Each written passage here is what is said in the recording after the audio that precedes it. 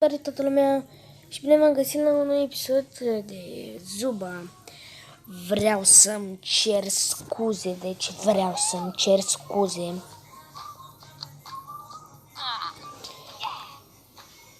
Nu-i vina mea, efectiv nu-i vina mea, nu știu de ce.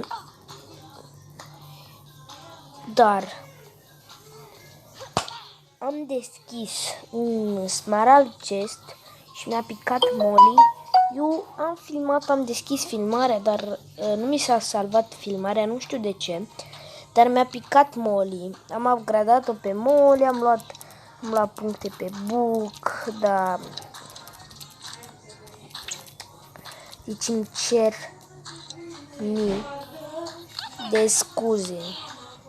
Dar astăzi o să jucăm cu Molly.